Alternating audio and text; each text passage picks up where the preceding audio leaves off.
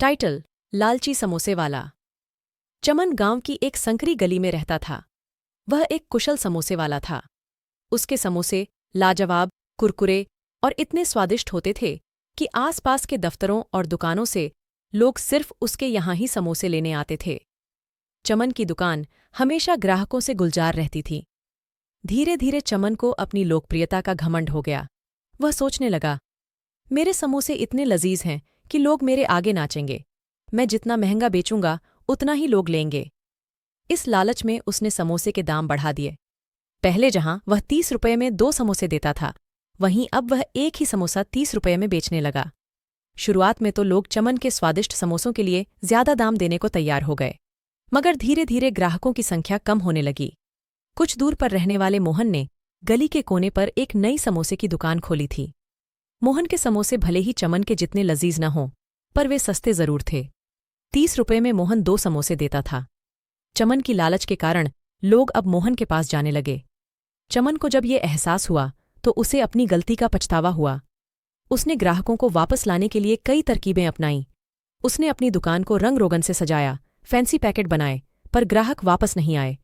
उसकी दुकान सूनी रहने लगी। एक शाम दुकान बंद करते वक्त चमन उदास बैठा था। तभी एक बूढ़ा फकीर उसकी दुकान के पास से गुजरा। फकीर ने चमन को उदास देखकर पूछा, बेटा, इतने परेशान क्यों हो?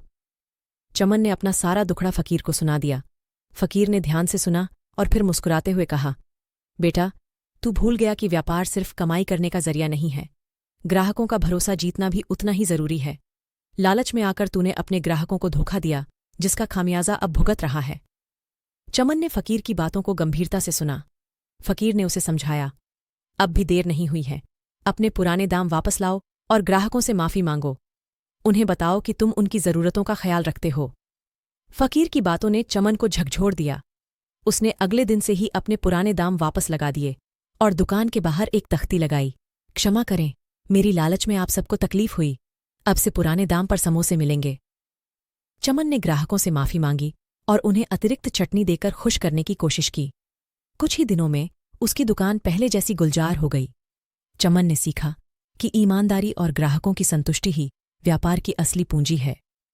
शिक्षा: इस कहानी से हमें सीख मिलती है कि लालच से कभी भी फायदे का सौदा नहीं होता। व्यापार में ईमानदारी और ग्राहकों की संतुष्टि बनाए रखना जरूरी है। ज्यादा मुनाफा कमाने के चक्कर में ग्राहकों को ठगने की कोशिश कभी सफल नहीं होती।